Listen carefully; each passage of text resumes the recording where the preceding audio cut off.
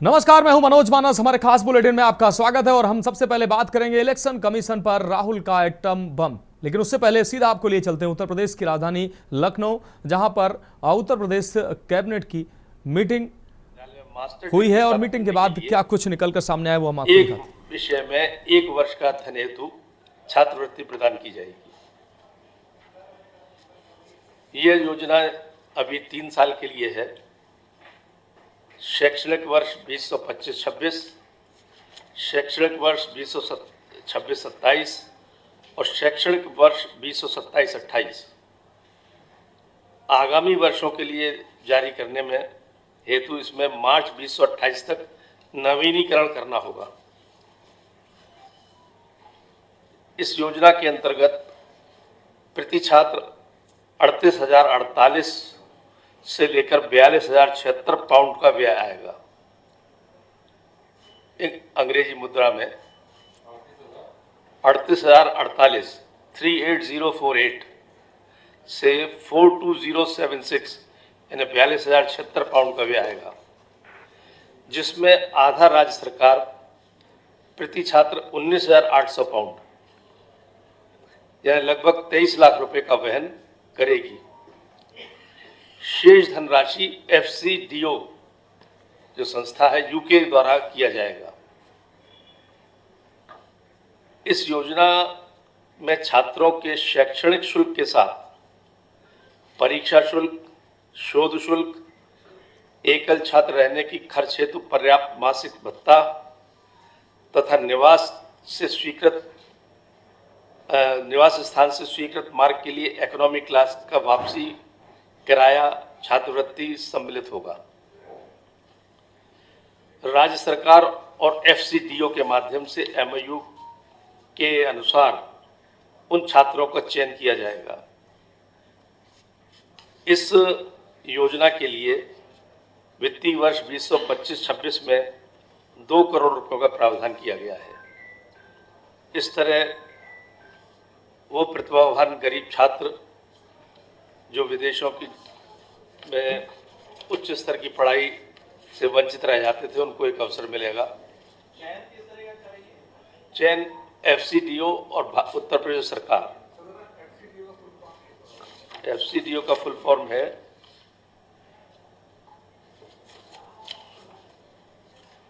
The foreign Commonwealth and development office. 5 छात्रों का।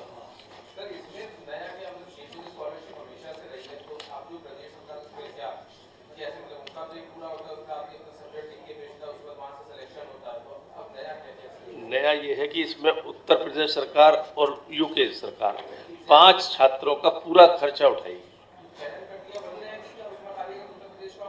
नहीं, उत्तर प्रदेश सरकार के प्रतिनिधि और FCDO के प्रतिनिधि मिलकर चयन करेंगे और प्रतिभाशाली जो छात्र होंगे नहीं जाएंगे 2 साल के कोर्स में, लेकिन एक हर साल जाएंगे। हाँ, हर साल जाएंगे 5 साल। हाँ। 2 साल की है। हाँ।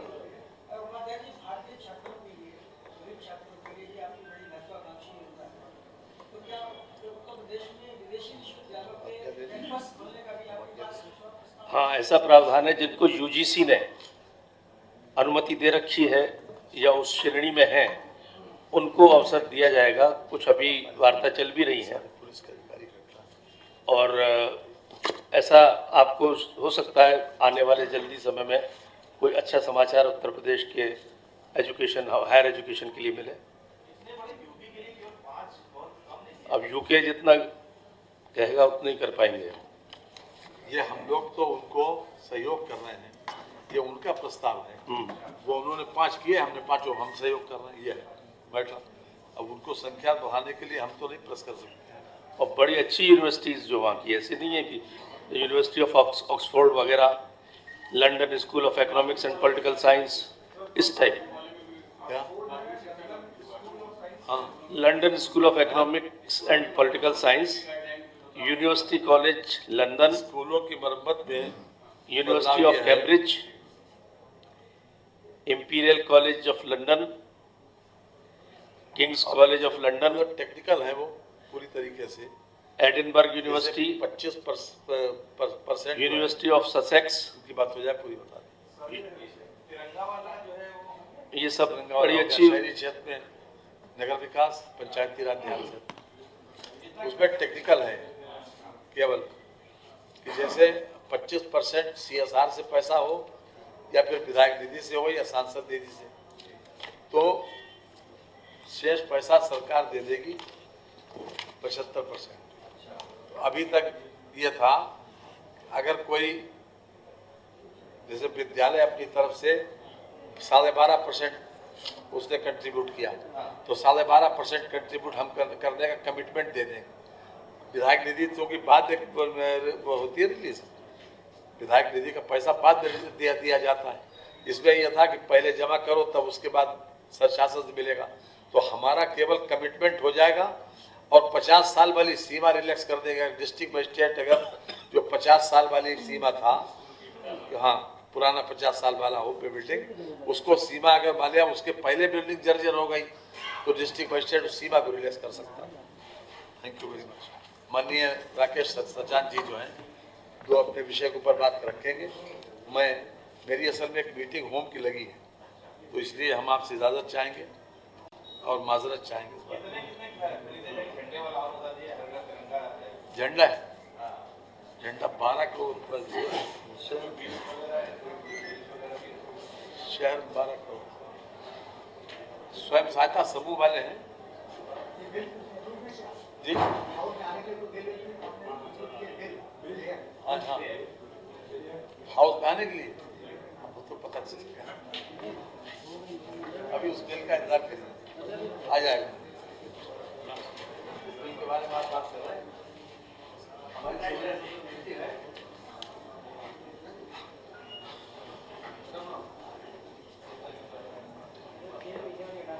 आज मध्य परिषद में MSME के दो प्रस्ताव जो नीतियां थी वो पास हुई हैं। एक उत्तर प्रदेश फुटवियर, लेदर और नॉन लेदर क्षेत्र में विकास नीति 25 का प्रख्यापन नीति पास हुई है, और एक उत्तर प्रदेश लघु सूक्ष्म मध्यम औद्योगिक स्थान प्रबंधन नीति, ये नीति पास हुई है, जो बड़े लंबे समय से 2060 के दशक में जो औद्योगिक स्थान बने थे, 1978 से लेकर 2022 तक विभिन्न शासनादेशों से ये औद्योगिक स्थान गवर्न होते थे। लेकिन बदलते परिवेश में नई तरीके से तमाम सारी दिक्कतों को देखते हुए, प्रॉपर्टी स्थानों का रख रखाव, इनको देखते हुए एक 2025 की नई औद्योगिक स्थान प्रबंधन नीति आज मंत्रि परिषद से पास हुई है। इसमें मुख्यतः ये है कि जितने पुराने 1978 से लेकर 22 तक के जितने भी शासनादेश थे, उन शासनादेशों को हम लोगों ने अवक्रमित करते हुए सबको इसी में समायोजित करके, जो अब औद्योगिक स्थान, चूँकि औद्योगिक स्थान MSME इसके पूर्व नए औद्योगिक स्थान नहीं बना रहा था। इधर विगत वर्षों में हमने मुख्यमंत्री जी के निर्देश में 75 जनपदों में नए औद्योगिक स्थान और लैंड बैंक तैयार करने का प्रस्ताव रखा है। तो हमारे तमाम जनपदों से हमें ज़मीन निःशुल्क मिल रही है, उनको हम डेवलप कर दे रहे हैं। डेवलप करने के बाद उनको कैसे आवंटन होगा, कैसे, तो उसी पर हम लोगों ने ऑक्शन के आधार पर उनका आवंटन होगा। लेकिन एक रेट हम लोगों ने निर्धारित किया। मुख्यमंत्री जी की सोच है कि MSME को बढ़ाने के लिए ज़मीन हम सस्ते दरों पर दें, तो हमने 2500 रुपये मीटर ज़मीन का दर निर्धारित किया है, न्यूनतम 2500 रुपये। पश्चिमांचल में 20% बढ़ा दे रहे हैं हम लोग, तो वो 3000 हो रही है। मध्यांचल में 2500 और पूर्वांचल में 20% कम कर दे रहे हैं तो 2000 हो जा रही, तो 2000, 2500, 3000। तो योगी कैबिनेट की बैठक के बाद मीडिया से रूबरू हुए हैं योगी कैबिनेट के मंत्री। अब बढ़ते हैं अपने खास बुलेटिन की ओर। हम बात कर रहे हैं इलेक्शन कमीशन पर राहुल का आइटम बम। कांग्रेस नेता राहुल गांधी ने एक विशेष प्रेस कॉन्फ्रेंस में चुनाव आयोग की निष्पक्षता पर गंभीर सवाल उठाते हुए आरोप लगाया कि महाराष्ट्र में 40 लाख रहस्यमयी मतदाता नाम जोड़े गए। उन्होंने दावा किया कि लोकसभा और महाराष्ट्र विधानसभा चुनाव के बीच ये बदलाव हुआ। राहुल गांधी ने इसे भाजपा के पक्ष में वोटों की चोरी करार देते हुए कहा कि शाम 5 बजे के बाद टर्नआउट का अचानक बढ़ना भी संदेहास्पद है। उन्होंने आरोप लगाया है कि चुनाव आयोग भाजपा के साथ मिलकर मतदाता सूची में हेरफेर कर रहा है और पारदर्शिता से बच रहा है। उन्होंने कहा कि मतदाता सूची देश की आप संपत्ति है, युवाओं को मतदाता बनाने से बच रहा है और 60 से 65 आयु वर्ग के लोग मतदाता के रूप में जोड़े जा रहे हैं, जिनकी कोई अपेक्षाएं और उम्मीद नहीं होती हैं और इसे राजनीतिक लाभ के लिए इस्तेमाल नहीं किया जाना चाहिए। कांग्रेस पार्टी ने इस मुद्दे पर आयोग से जवाब मांगा, लेकिन अब तक कोई स्पष्ट प्रतिक्रिया नहीं मिली है, ये बात कही गई।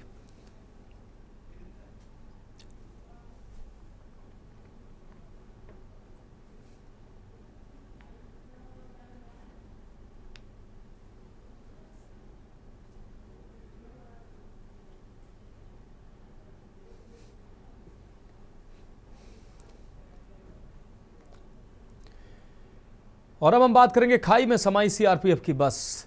जम्मू कश्मीर के उधमपुर जिले में शुक्रवार सुबह बड़ा हादसा हो गया। आपको बता दें, केंद्रीय रिजर्व पुलिस बल यानी कि सीआरपीएफ की 187वीं बटालियन की बस कदवा से बसंतगढ़ जाते समय करीब 200 फीट गहरी खाई में गिर गई। इस दुर्घटना में 3 जवान शहीद हो गए, जबकि 15 से अधिक जवान घायल हो गए। हादसे के बाद स्थानीय लोगों और सुरक्षा बलों की मदद से राहत एवं बचाव कार्य चलाया गया। गंभीर रूप से घायल जवानों को एयरलिफ्ट कर उधमपुर के सैन्य अस्पताल में भर्ती कराया गया। हादसे की प्राथमिक वजह तकनीकी खराबी या सड़क की खराब की स्थिति मानी जा रही है। सड़क की खराब स्थिति मानी जा रही है। हालांकि जांच जारी है। केंद्रीय मंत्री डॉक्टर जितेंद्र सिंह और एएसपी संदीप भट्ट ने घटना की पुष्टि की है। प्रशासन ने हर संभव सहायता का आश्वासन दिया है।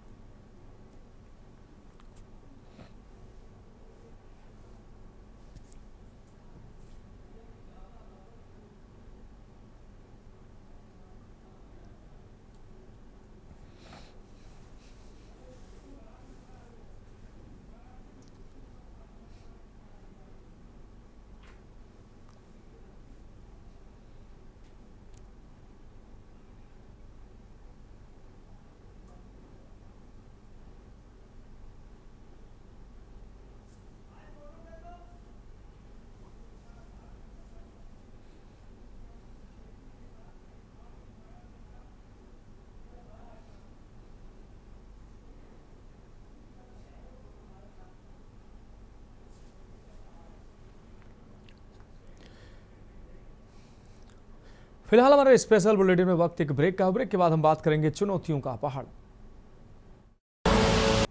ब्रेक के बाद एक बार फिर से स्पेशल बुलेटिन में आपका स्वागत है। अब हम बात कर रहे हैं चुनौतियों का पहाड़ की। उत्तरकाशी में आई भीषण आपदा के बीच मुख्यमंत्री पुष्कर सिंह धामी लगातार राहत और बचाव कार्यों में निगरानी कर रहे हैं। मुख्यमंत्री ने आज पौड़ी के पाबो ब्लॉक के सेंजी व अन्य आपदाग्रस्त क्षेत्रों का दौरा किया, जहां सीएम धामी ने प्रभावितों से मिलकर उनका हालचाल जाना और अधिकारियों को मौके पर आवश्यक दिशा निर्देश दिए। मुख्यमंत्री का यह जमीनी प्रवास आपदा के समय संवेदनशील नेतृत्व की मिसाल बन रहा है। उन्होंने स्पष्ट किया कि संकट की इस घड़ी में जनता के दुख में उनके साथ खड़ा रहना उनका मकसद है। वहीं दूसरी ओर भारतीय सेना का चिनूक हेलीकॉप्टर राहत कार्यों में लगाया जा चुका है।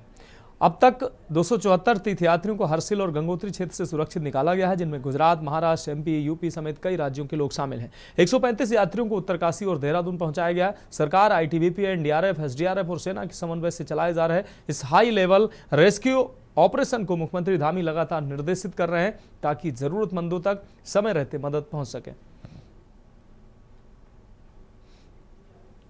राजेश वर्मा हमारे ब्यूरो चीफ ज्यादा जानकारी के लिए हमारे साथ जुड़ गए हैं। राजेश जी, मुख्यमंत्री उत्तरकाशी घटना के बाद लगातार संवेदनशीलता मुख्यमंत्री की देखने को मिल रही है।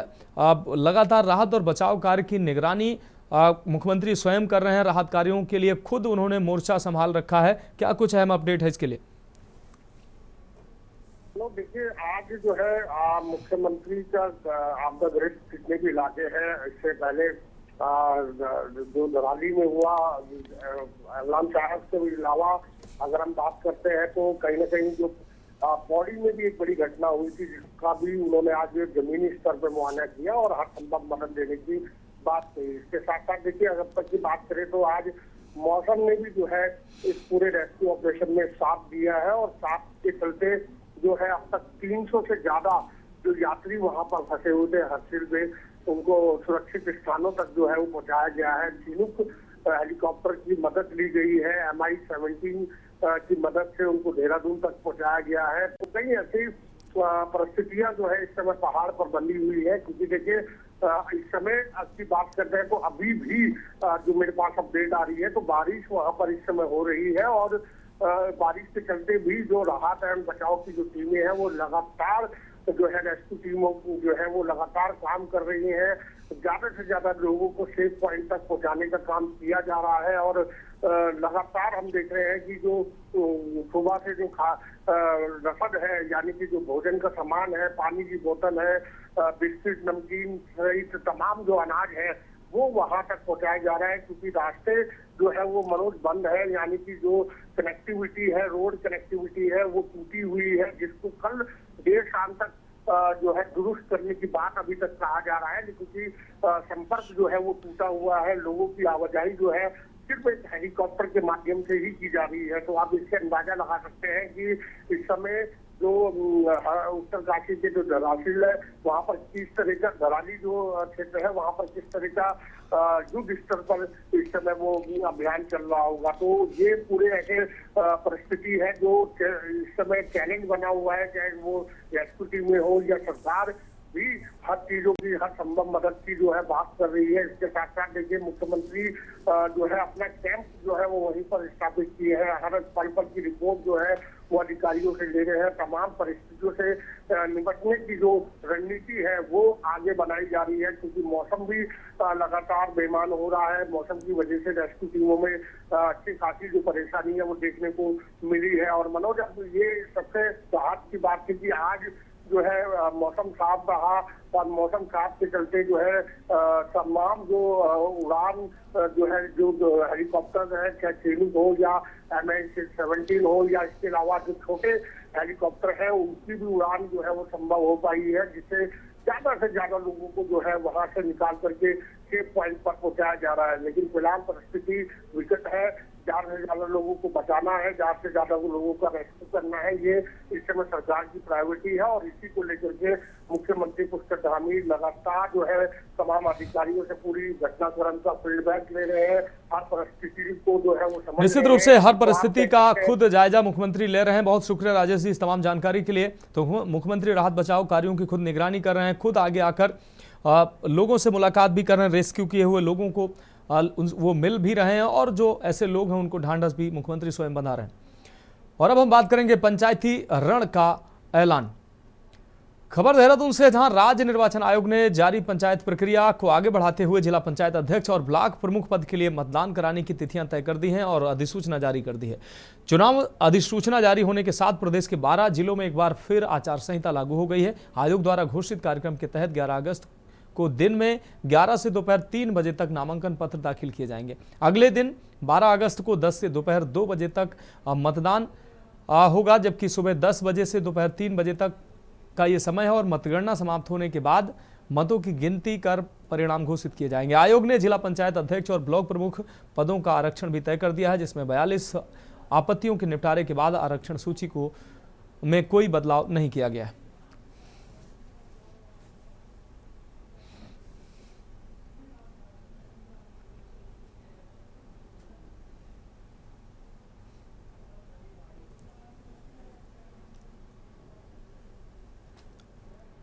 अब बढ़ेंगे अगली खबर की ओर। अब बात करते हैं आफत बनी बाढ़ और बारिश। उत्तर प्रदेश में मानसून एक बार फिर कहर बनकर बरस रहा है। मंगलवार और बुधवार को पश्चिमी तराई क्षेत्रों में रिकॉर्ड तोड़ बारिश के बाद अब मौसम विभाग ने गुरुवार से पूर्वांचल, विंध्य और दक्षिणी हिस्सों में भारी बारिश की चेतावनी जारी की है। बंगाल की खाड़ी और बांग्लादेश के ऊपर बने दबाव के चलते बारिश और तेज होने की संभावनाएं जताई जा रही हैं। धान की रोपाई कर रहे किसानों के लिए बारिश मुसीबत बनकर आई है। खेत जलमग्न हो गए हैं, जिससे नर्सरी और रोपे गए पौधे बर्बाद हो रहे हैं। खासतौर पर पश्चिमी यूपी में धान और गन्ने गन्ना की फसल को भारी नुकसान की आशंका है। किसान मुआवजे की मांग कर रहे हैं। राज्य आपदा प्रबंधन प्राधिकरण ने सभी जिलों को अलर्ट पर रखा है। एसडीआरएफ और एनडीआरएफ की टीमें तैनात कर दी गई हैं, जबकि स्वास्थ्य विभाग ने जल जनित रोगों के बढ़ने की आशंका जताते हुए सतर्कता बरतने की सलाह दी है। प्रशासन ने निचले इलाकों में विशेष निगरानी के निर्देश दिए हैं और लोगों को सुरक्षित स्थानों पर पहुंचने के इंतजाम शुरू कर दिए हैं।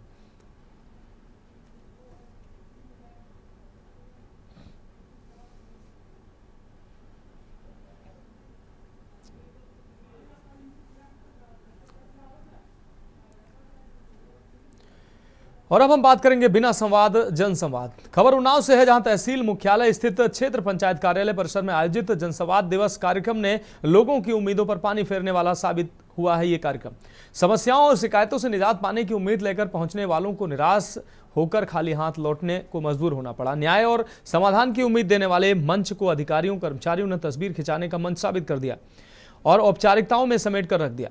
कार्यक्रम में एडीओ पंचायत सुशील पांडे सहित सभी सचिवों की गैर मौजूदगी में साफ संकेत दिया कि जिम्मेदारों को न तो जनता की परवाह है, न ही मुख्यमंत्री योगी आदित्यनाथ के निर्देशों की, और न ही उन पर कोई असर होता है। लोगों को स्वच्छता अभियान को लाभ दिलाने के प्रति उदासीन रहने वाला सरकारी अमला सिर्फ सफाई कर्मचारियों के साथ फोटो खिंचवाने तक ही सीमित रहा।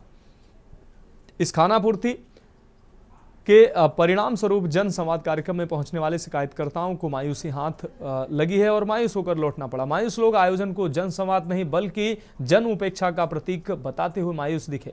अधिकांश का कहना है कि कोई सुनवाई न होने से समाधान नहीं मिल सका। कुल मिलाकर लोगों ने कहा कि अगर ऐसे ही कार्यक्रम होते रहे तो आम आदमी आगे चलकर इन आयोजनों में शामिल होने की जहमत तक नहीं उठाएगा, क्योंकि सभी निजी कामकाज छोड़कर जनसंवाद कार्यक्रम में शामिल होने पहुंचे थे। इसलिए शासन की नीतियों को जमीन पर उतारने के लिए प्रशासनिक अमले की उदासीन रवैया छोड़ना होगा, जिससे जन विश्वास कायम रखा जा सके।